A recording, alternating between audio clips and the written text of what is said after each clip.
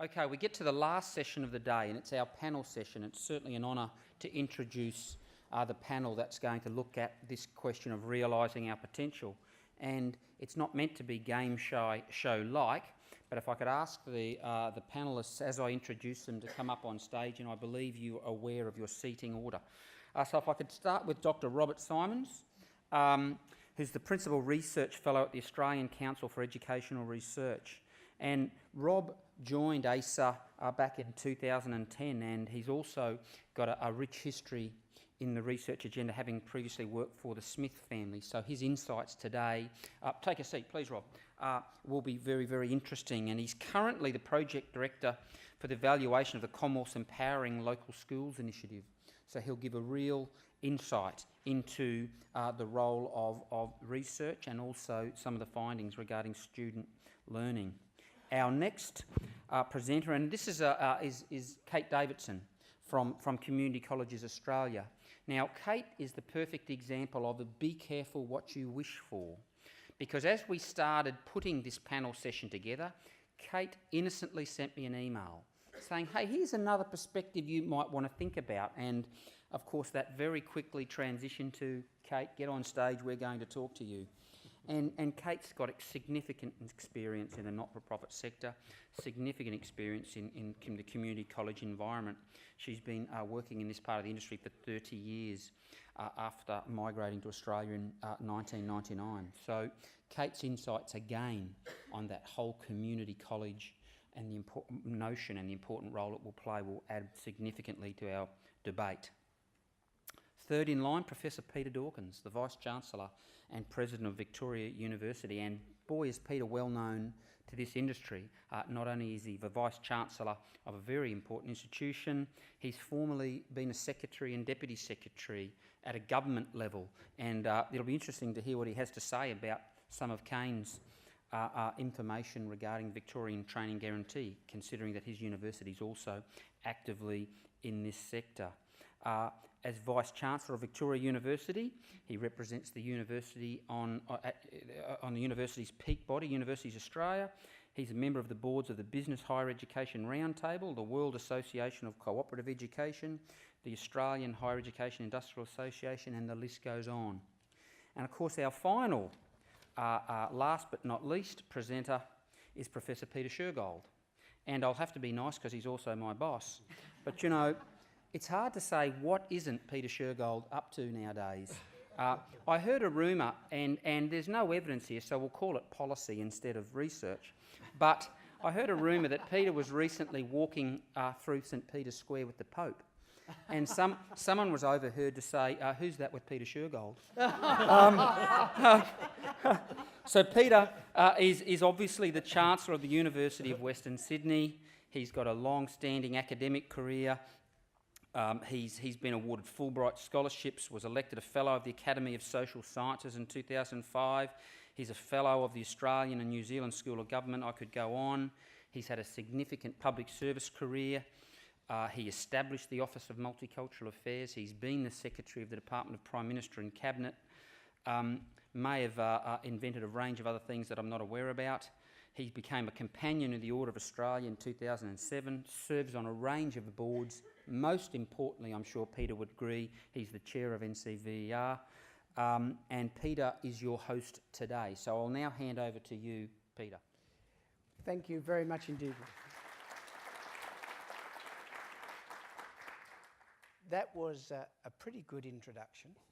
Rod's career is looking okay still at the moment. Did better than, 20 years ago now, when I was introduced, when I was the Public Service Commissioner, by my state representative in Brisbane at a morning breakfast, who was even more fulsome in her introduction. But it was spoiled when she then said, so please, welcome to the lectern, Dr. Peter Shitfold. And it's a pretty brave career decision, I thought. So I am not Peter Shitfold, but Peter Shergold. And I am, think of me as your sort of no frills Tony Jones. And I am here wearing two hats. Obviously, I've coming up now for almost 5 years as the chair of NCVER. And I honestly think it's one of our great hidden institutions. And like Rod, I share a frustration that the data we collect and the way it's being used for research often doesn't have the impact on policy that I would expect. And conferences like this are really important for us. I'm also the Chancellor of the University of Western Sydney. And I suppose for that reason I have a particular interest both in this panel and the range of issues that have been discussed throughout the day. Because we like to think of the university as the university of the people. And what we mean by that is the profile of students is quite different from most, but not all, of our publicly funded universities. About 80% of our students come from Western Sydney. About 33% of those are low SES. That compares with about 16% across universities as a whole. 90% of our students are domestic, but of those domestic, 80% are the first in their family to go to university. And remarkably, 33% speak a language other than English when they go home at night. And so for me, it has brought home the profound importance of tertiary education, vocational or higher, in opening up the doorways for social mobility and equal opportunity. And the impact that has not just on the individual, but of course in terms of the value that is created for society. Here is my one thought to start the proceedings. I spent quite a lot of time in Aboriginal affairs when I was a public servant. I was CEO of ATSIC. And of course, a lot of our time, quite appropriately, remains the case now, is trying to make sure that Aboriginal people can get into employment. But I started to realise that whereas I had initially thought that the problem was recruitment, getting Indigenous people into jobs, that difficult though that was, the real problem was of retention, keeping Indigenous people in employment and giving them the support that they required. And I have a sense in this area of opening up vocational education in particular to disadvantaged members of society. It is not just about getting them access to the education, but it is then providing them with the type of support they need to take full advantage of it. Now, I've got 3 panellists now who are each going to tell us their stories for about 10 minutes. And then I'm hoping we've got at least 25 minutes to have a discussion around the room. So do, on this occasion, have your questions ready to go. And the first person who I want to tell his story is Peter Dawkins.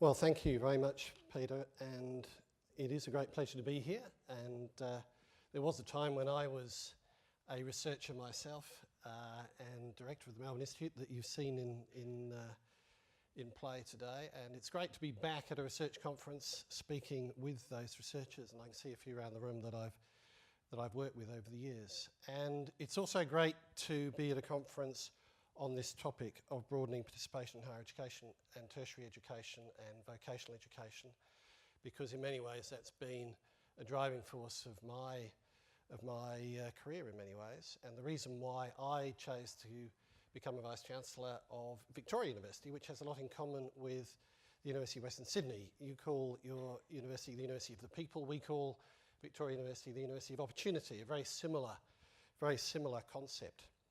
And there's no doubt in my mind from the evidence, as well as from kind of emotional attachment to the idea, that there is huge importance in raising participation in tertiary education to increase participation in the workforce, to increase productivity, and also for social inclusion reasons. And it's clearly been an outstanding conference, and it's a pleasure to be involved in the final panel. I've mentioned that the reason why I, having spent a decade at a Group of 8 university and then having been 5 years Secretary of the Department of Education, Early Childhood Development, was delighted to be offered the position of Vice-Chancellor and President of Victoria University because of my interest in this broadening participation in tertiary education.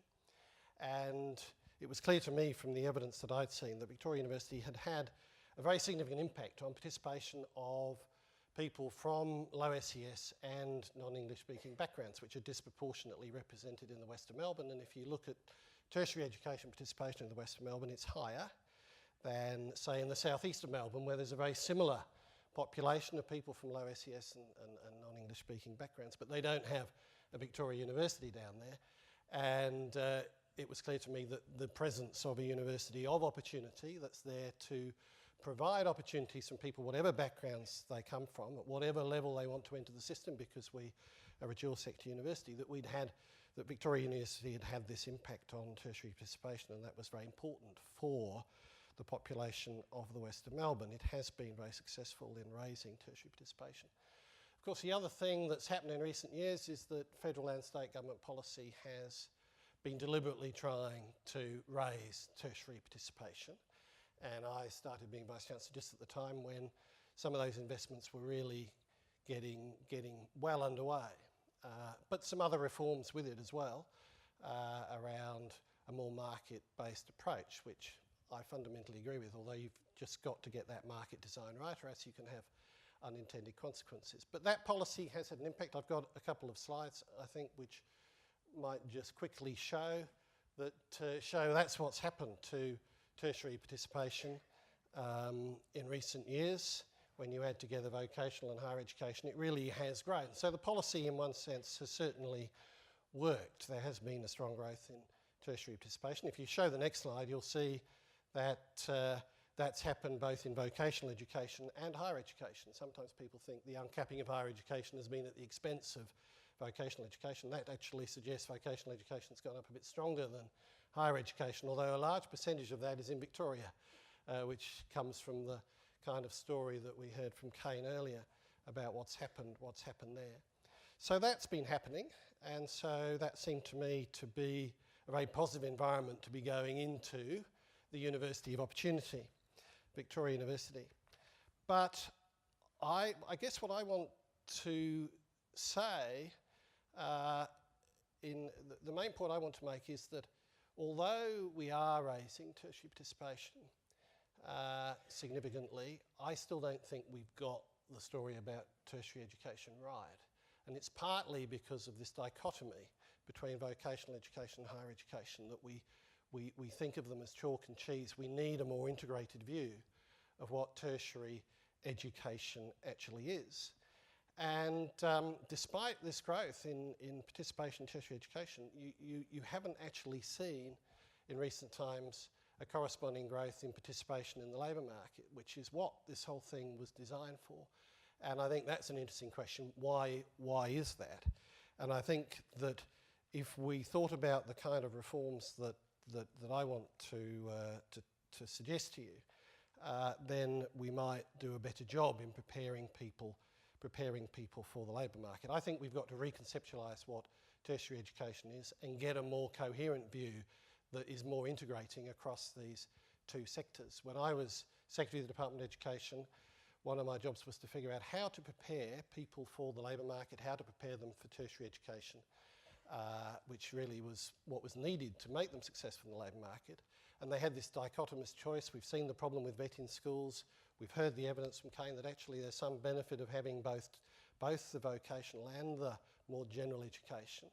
And I think it is true that vocational education, the way we design it with our competency-based training and our narrowly defined standards, they don't get enough general education, and in our higher education system they probably don't get enough focus on how we're actually going to help them get into the labour market. And at Victoria University we're trying to reconceptualise it by giving more general education into our vocational courses and trying to get work integrated learning into our higher education courses.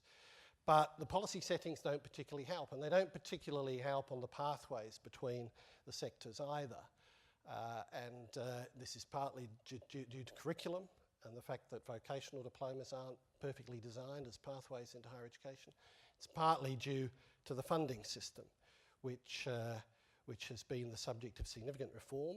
It was very interesting to see the results of the impact of the VTG back in 2011. It will be interesting to see similar research on what was the effect of the next set of reforms, which I think you alluded to may not have been quite so well designed. And as someone trying to deal with the funding arrangements in the vet sector and the funding arrangements in the higher education sector, and trying to create a coherent set of offers to people, particularly from disadvantaged backgrounds in the west of Melbourne, it is a bit of a dog's breakfast out there, and I think we do need to reconceptualise the system. I'll just give you one or two examples of some of the oddities of the current system.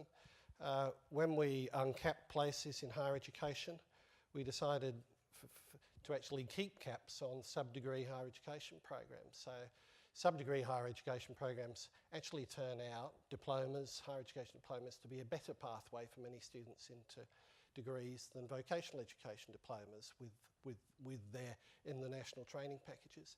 But we decided to cap them. So what is an excellent pathway really isn't available. So we've either got to put them into the national diplomas, which aren't such a good pathway, or else we take them straight into degrees, and then we've got to give them extra support in their first year and so on. So we're doing all sorts of workarounds.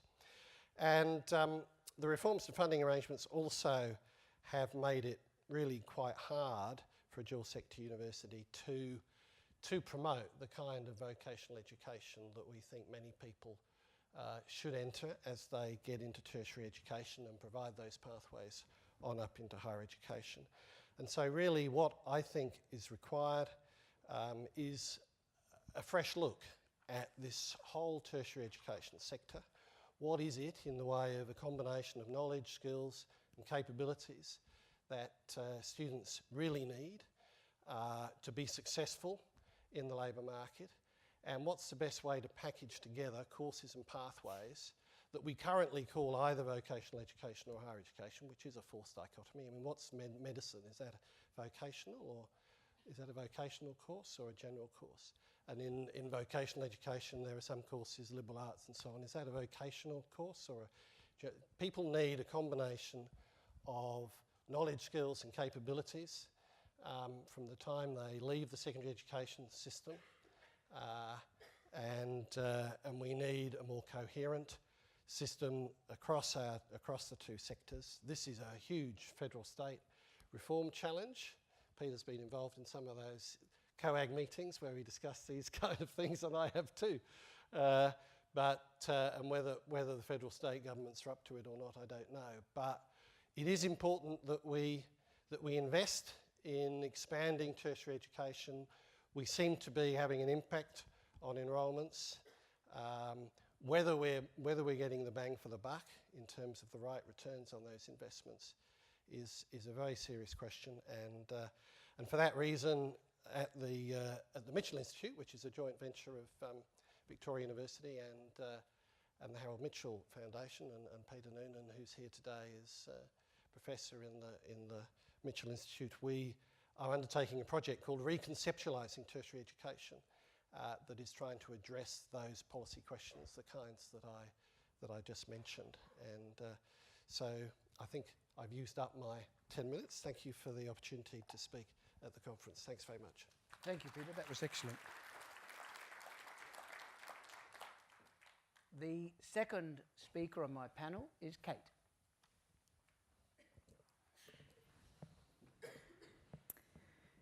Thank you, and thank you, Rod, for taking my email and saying, yes, come and speak. I appreciate being here.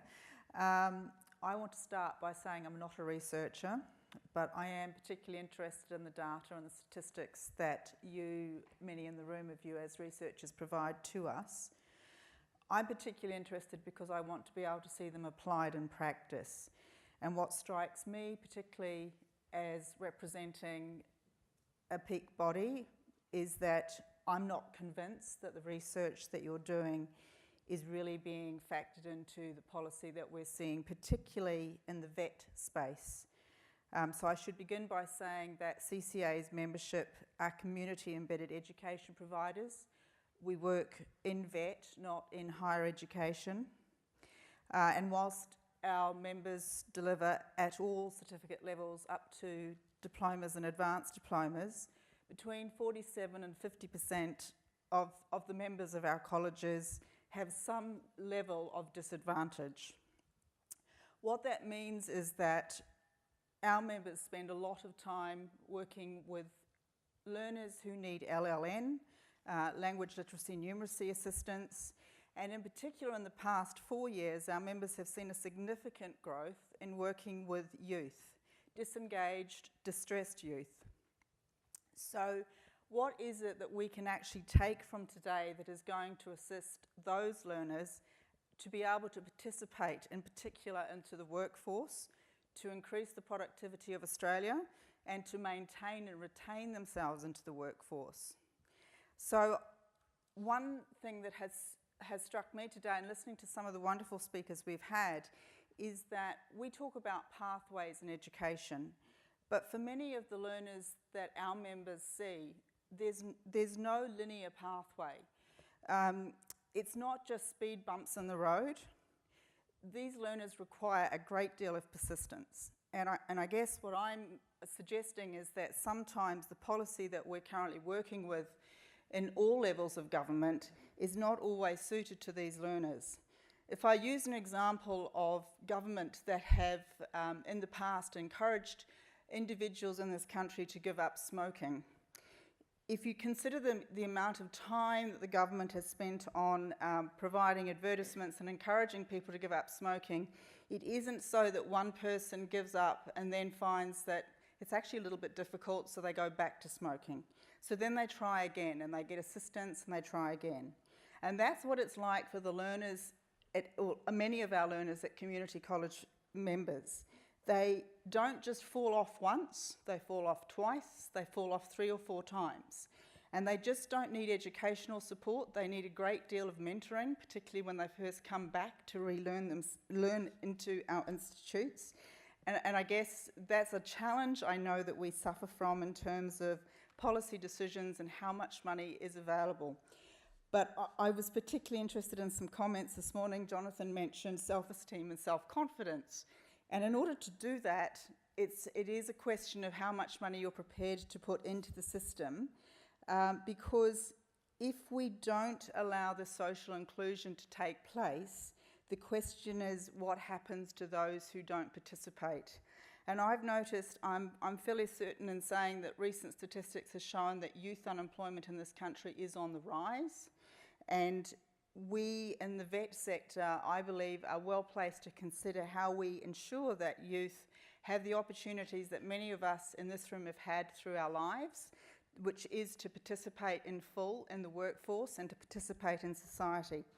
And so I guess my key takeout points from the research that we've heard today is that we need to find ways to ensure that government ensures that the policies they consider are not just for what I'm going to call a normalised learner, one who may be fairly confident in moving from school into VET or from school into university and then into the workforce, but for those many learners that you've undertaken research into today and for the learners that we look at when we have our members at work every day of the week. Thank you.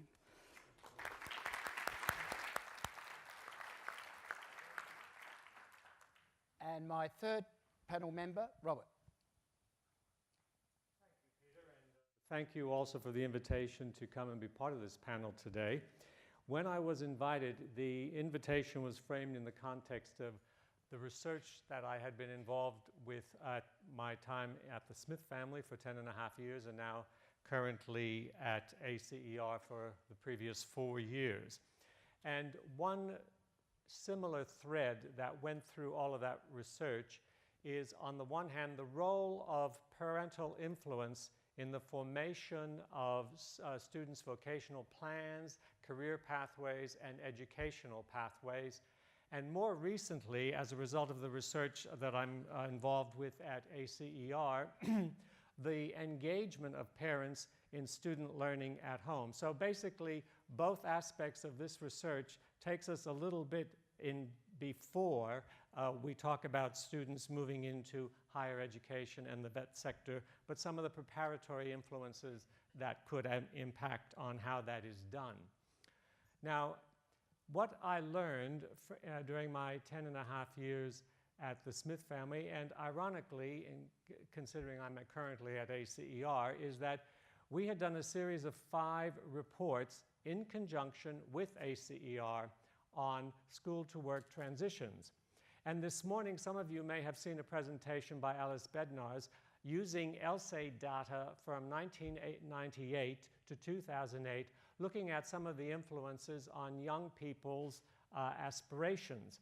Now, I smiled when Alice pointed out that the top influence was parental influence, because in the 5 reports to which I've just alluded that we did in conjunction with ACER, we took a smaller cohort of learning for life students using comparable characteristics and traits to that exact same period of LSAID data that Alice was addressing this morning.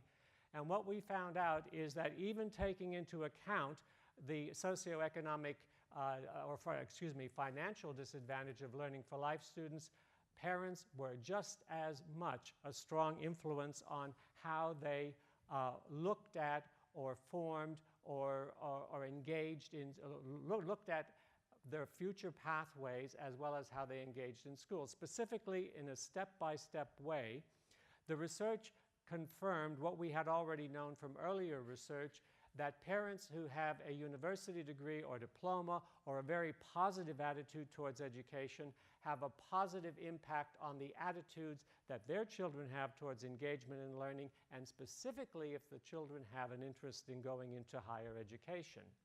Subsequently, we did some research on junior and senior secondary students on their understanding of the world of work vis-a-vis the actual education they will need to get for their preferred job at age 25. And while we saw that they had a very good understanding of what their work options were, many times they did not adequately grasp what education they would need to achieve what they were hoping to achieve. So then we did some more research on the potential way that parents could influence students' understanding, and what we found out is if that parents, in addition to their own level of education, if they had high expectations for what their children could achieve, that definitely was experienced as a support and prompted and motivated their children to look very closely into what they were doing in relation to what they were hoping to be able to do in the workforce. And then finally, we did a study which involved a series of stories from these young people on the influence of their families and post-school plans. And what became very obvious there is just how critically important parental support was in ensuring that students not only formed better plans, but followed through on them. The one key barrier that was noted in that particular last of the 5 reports was that the key barrier was when parents didn't have the opportunity to engage with school or learn about what was happening in school for their children. Now, this leads me to make the connection with research I'm currently involved with at ACER, which is for the evaluation of the Commonwealth Empowering Local Schools initiative. Now, some of you may be familiar with that initiative. It involves 900 plus primary and secondary schools in all states and territories across all sectors. And what that is looking at is the potential impact of increased capacity for local decision-making in areas of governance, funding and infrastructure, and workplace management in these schools, and the potential impact that that has on improved student outcomes. Now, one of the components of doing this research was to engage with a variety of stakeholder groups, and one of the key stakeholder groups was the Australian Parents' Council. Now, the Australian Parents' Council, in conjunction with the Australian Council of State School Organisations, has commissioned research that was conducted by ARACI, and that was research into parental engagement in learning in the home.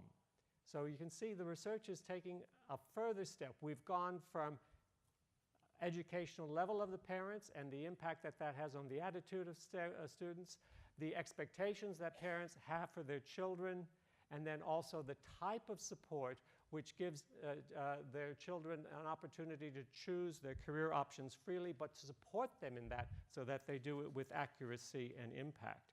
Now, the research that Aracey had conducted pointed out 3 aspects of parental engagement on learning in the home, and that was the deliberate behaviors of parents to create an atmosphere at home where learning becomes an enjoyable activity and parents communicate their belief in the importance of it. Another aspect was a parent's belief, parents having sufficient self-esteem to believe that they can actually have an impact on the learning of their children. And the last was parenting style, and this would be very important because it ties in with well-being as well as educational outcomes. The point here was the parenting style involving a conversational style to engage with their children on a variety of levels so that when they speak about education and attainment, it's not experienced by the child or the student simply as having to achieve higher and higher, but it's also seen in the context of the child's overall well-being and development. Now, from that research, which made, or from that stakeholder consultation, we took the lead to look very closely at the case studies we were doing of the schools that are involved in this evaluation. And there is a representative sample of only 25 case study schools from the 900 plus schools that I've mentioned that we looked at with this particular perspective in mind, as well as a number of others.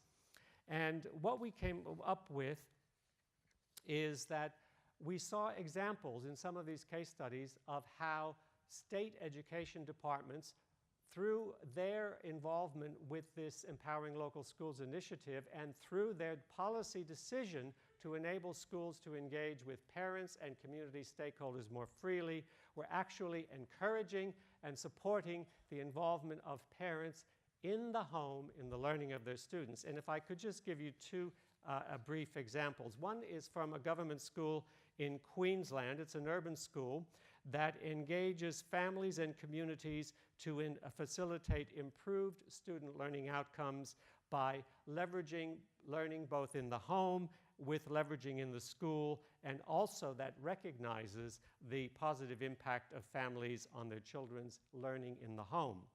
Now, that school is using a technique that's made possible through the use of ICT called flipping classrooms. Some of you may be familiar with it. But this school has an online initiative, embeds a 24/7 learning environment that flips classrooms between the home and school.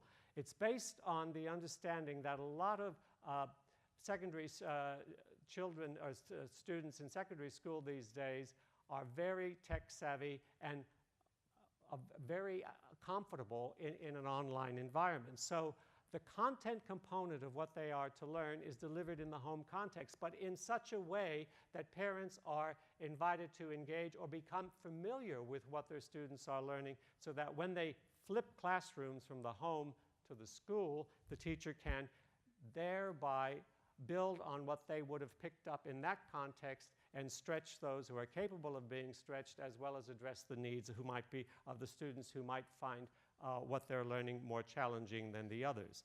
So flipping classrooms in that Queensland government school is one example of how that education department, through its support of engaging parents and communities in the school process, is supporting the engagement of parents in their student learning at home.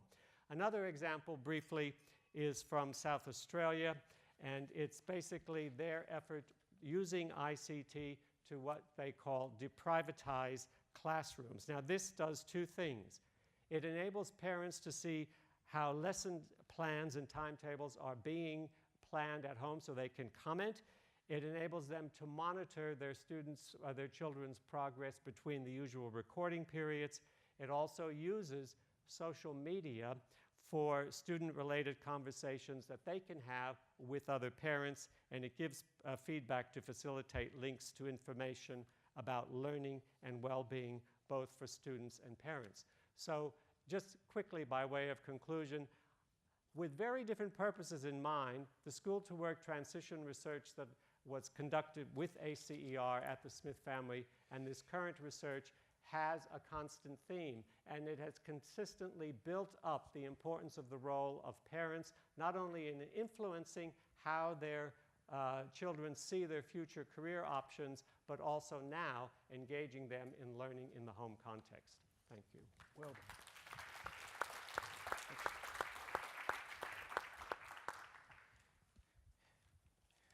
Well, we now have 20 minutes for questions, and you can ask it to the whole panel or to any of them individually.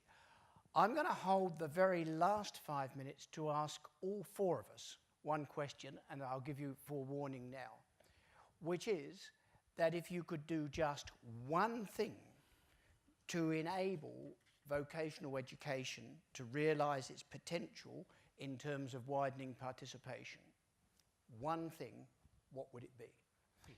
So, let's have some questions from the floor. I'm in a good position here to see. Yeah, thank you.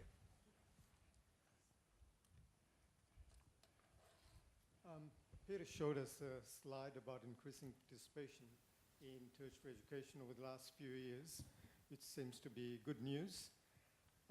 However, many people have expressed concerns about poor quality, including concerns expressed by the national regulator. My question is this higher participation at the expense of poor quality, at the expense of quality? And the second question is, was quality an oversight in the market design for VET provision, or is market design incompatible with good quality? Right. Peter, would you mind having a first crack at that? Yeah, look, this is a huge question with lots of dimensions, but quality is obviously extremely important. And we, at Victoria University, we aim for all of our students to have a high quality education. Now that could be a debate for a long time. What does that actually mean?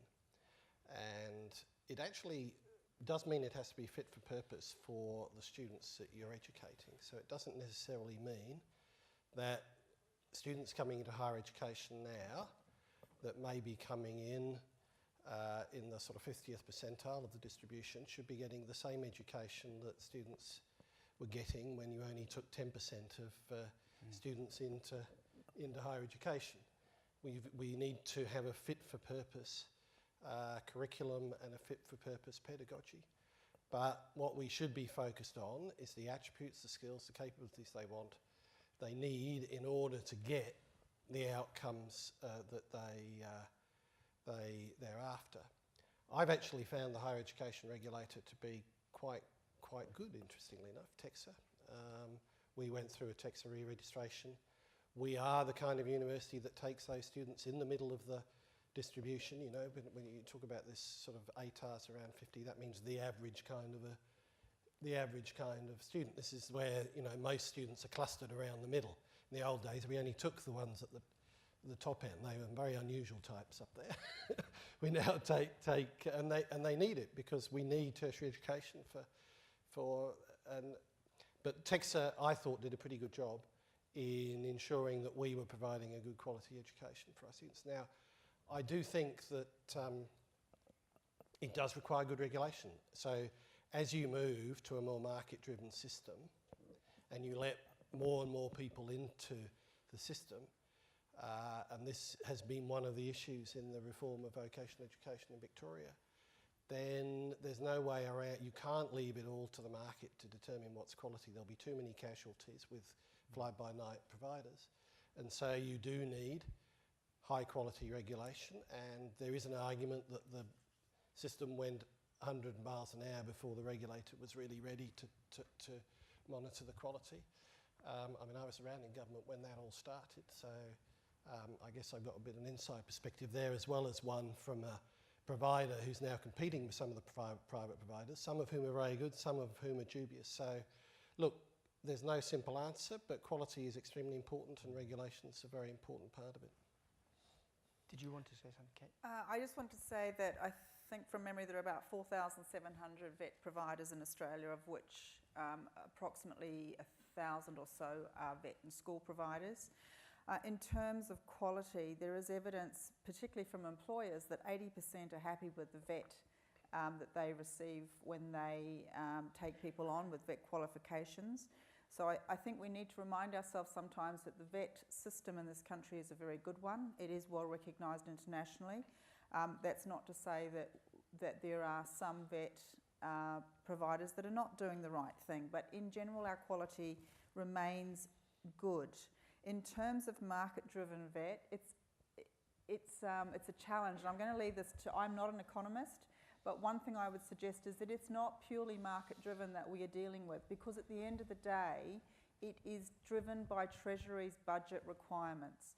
So you cannot have an open marketplace when Treasury is putting the brakes on, which is particularly something that has happened in Victoria over the last 3 years. And that has caused, I think, quite a degree of challenge and also quite a degree of pain in both the public provider and community providers in terms of how we manage changes that happen at a very rapid pace. And Jonathan this morning mentioned hospitality. So hospitality, in the same way as music and art, can be a very strong sense for people who need to find their way back into learning. And certainly in respect of the members of CCA, we've often delivered hospitality in the past. It is impossible to deliver hospitality in Victoria to people who want to get training through government funding. You cannot make any money out of hospitality courses in this state anymore. And I think that one of the things that states do need to consider around participation and completion, which is what they're driven by, is that we've sometimes lost the emphasis on jobs and job competency. So there are many areas in Victoria who need hospitality workers. As a person who's come recently out of tourism into education, most employers in tourism are small employers. They don't have the money to pay for training, and if we knock training like hospitality to the bottom of the rung, you will find that many people, both business and individuals, will not participate. Thank you. I suppose my perception as someone who is still involved in this and was involved in this as a bureaucrat, we have to say we should collect only the regulation that is necessary to ensure quality standards.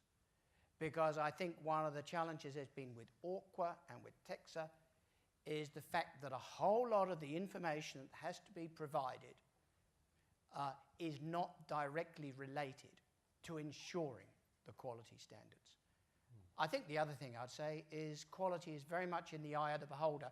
I was chairing a recent meeting of the UWS Board of Trustees, and someone was reflecting about UWS today, and was this really the quality of education we expected? And I said, well, what do you mean? He said, well, when I went to university, we were all on campus, and we'd go to a couple of classes, and then we'd sit around and we'd argue politics, and we'd all get pissed in the evening. Now, that was quality.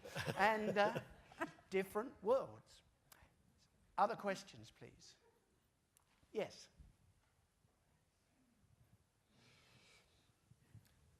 This is probably a question for Robert, I think mainly. Anyone else can feel free to jump in. Given the impact that schools can have on parents and how much impact parents actually have on their kids and going to uni and further education, what do you think that universities and other providers could be doing in that space with parents? It's a somewhat difficult question to answer because it's almost a chicken versus an egg. Like, would the involvement of universities with parents facilitate their involvement with the schools, or would the schools' openness to engage parents and invitation to them to engage in their children's learning more fully stir in them a further interest to pursue educational learning in higher education? I honestly can't say that I know the answer to the question, but it does seem to me that as schools that have made it clear that they want to engage parents and community stakeholders for the benefit of the student learning, we know that that works in many different ways for the benefit of the students. I can't imagine that universities, recognizing that there is a responsibility they can identify and respond to in terms of facilitating how students make their entrance into university, that could also involve the engagement of parents, particularly when we were dealing with disadvantaged students at the Smith family. It became very obvious that when universities made their campuses open and welcoming not only to the students but to the parents, particularly in families where the student was the first to ever go to university, that broke down an awful lot of walls and understanding and also contributed to the students' willingness to pursue that pathway and to stay engaged with it. So I think there are a number of players, which is what I'm basically saying. I think it works both ways with the school and then the universities recognizing which schools might be feeders for them, so to speak, and there are obviously a variety of them, that they can work in tandem with them. Universities might become one of the stakeholders of the schools. Thank you, Robert. That was great. Questions? Yeah. Just in terms of quality, I think, Peter, you mentioned regulation and fly-by-night, I think you called it, fly-by-night providers. I think one solution could also be quality information for customers or students in this case to assess the quality of the provider. So if you compare it with, say, universities, very easy. I might say, I want to stay in Victoria, I want to go to university, you have a handful, it's very easy to compare them, right? You have already made an assessment. You talk about other vet providers, there's so many of them, and how do you assess the quality? So if you have, I know there's a website you can go, you can look at, say, what proportion finishes the course, but I think if you can have some key variables, like completion, wages after you complete, etc., then you can make a type of ranking. Yeah. Yeah. So, Peter. Sorry, everybody could hear the question okay? Yeah, fine. Peter. look, I agree with you almost completely, although I'm going to point out something I think you need to think about universities and whether the consumers really are well informed about universities. But I do think in a market-driven system, market information is the key thing you need to make it work well. And arguably, that may have been more of a problem in vocational education, especially as we did the reforms so quickly. And as time goes by, if we can get better and better information out there, then I think the quality providers will do better in the long run. Where I'd raise the question mark a little bit about market information about universities is I think that people don't really have as good information about universities as you think they might. Because what they really need to know is about the value add of universities. So if you look at completion rates, then you need, just like the analysis you showed, which adjusts for all the characteristics, is just the sort of thing we need to know. So you need to know, for your characteristics, what's the best place for me to go? What's my best chance of being successful? Whereas if you look at university completion rates, that's not going to tell you, because all the universities have different intake, and therefore the completion rates of their students doesn't tell you what the value add of universities are. So when I was in the Department of Education in Victoria, we developed value add measures for all of our schools, and it created a few surprises. Some of the schools that people thought were fantastic were looking a bit sleepy, actually, and because they weren't really adding that much value. And others that people didn't know were star performers, were adding a lot of value to their intake, and we don't have that data in Australia. There is a thing in America called the Washington Monthly League Table of universities. We have a partner university in America called the University of Texas at El Paso, which takes Hispanic students from disadvantaged backgrounds and adds fantastic value. They came 7th in the US in this. It also had research, and it had some research impact measures. They're good at research, but they're good at adding value. Harvard came 8th.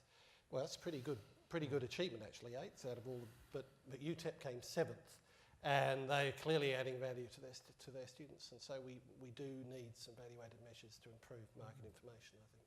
Robert, did you have a view from ACE's point of view, or that's... No, I think the value-added point is a Great. very good one. That's it. Yes. Over here, thank you. I'd just like to raise the issue of the ICT gap and how important it is in widening participation. Day by day at Mission Australia, we have job seekers who come in who have no mobile phone, no internet access. They send their resume from our office. They have to come back into the office to see whether they're having an appointment given to them. So I'm just wondering what the panel's view is on how we lessen that ICT gap. Anyone would like to... Look, I'm happy to say something. I'm basically ignorant about the incidence of ICT devices. I know there's a disparity. I'm not sure what the latest data is telling us. So if anybody in the room knows the answer to that, it would be good to know what the gap is that needs to be closed. But it's clear there's somebody there who knows. But the thing I would say is that in terms of improving outcomes for low SES students, certainly we found in the schools in Victoria that some of the best interventions in disadvantaged areas, for example, giving them a free iPad, in one of the schools, giving all the kids a free iPad was fantastic impact, provided you had good teaching to go with it.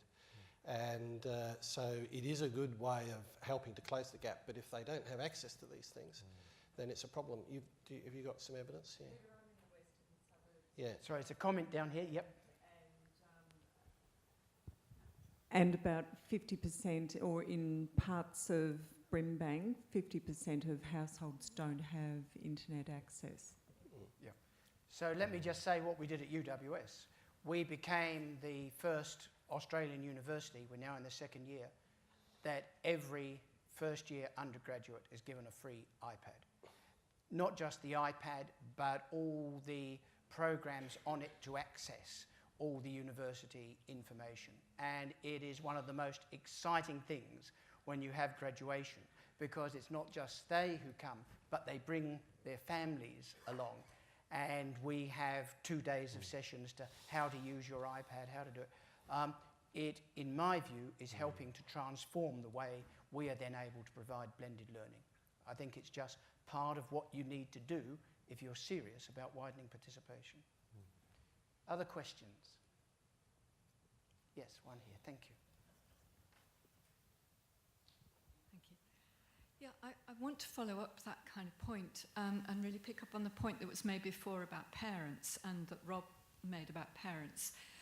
Because if we're thinking about the role of education and training in widening participation, and we only focus on those people who are actually participating in the VET system or some parts of the tertiary system at particular ages and often the kind of initial stages, then we're actually kind of missing a trick, I think.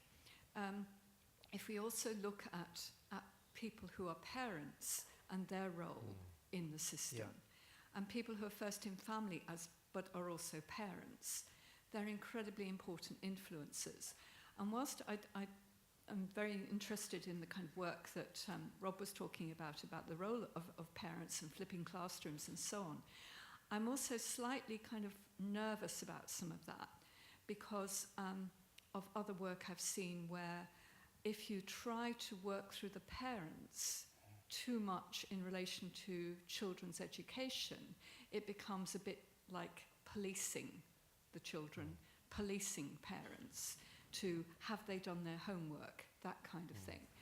Whereas parents as learners, parents then have the joy of learning, and parents start to think about learning in very different ways and start to shift cultures about learning. And so I just wondered, from your different kind of roles in different parts of the education system, to what extent you can see a potential for working on that front with parents from groups of people who haven't traditionally had experience of university education. That's a great question from the floor to end on. So start with you, Robert. From some of the prior work that I had done at the Smith family, we had a focus that was called dual generational learning. And we first became aware of it from research that had been done in New Zealand on the impact of including learning opportunities for parents simultaneously with their children. Now, this starts preschool as well as in the early years. Now, that goes a little bit beyond where most of what I was talking about today. But you're perfectly correct in saying the role of parents certainly should not be restricted simply to one of policing and ensuring that homework is done. It's actually simultaneous learning that is a more desirable way for that to occur. If I can go back to the flipping classrooms, when in that situation, that presumes a parenting style which involves the conversation and interaction with the learning, which is going to have an impact on the parents as well as the students. That's the understanding there. So I'm just acknowledging your point. I think it's quite right, not simply policing, but as much learning for the parents as well as the students. Great. Kate?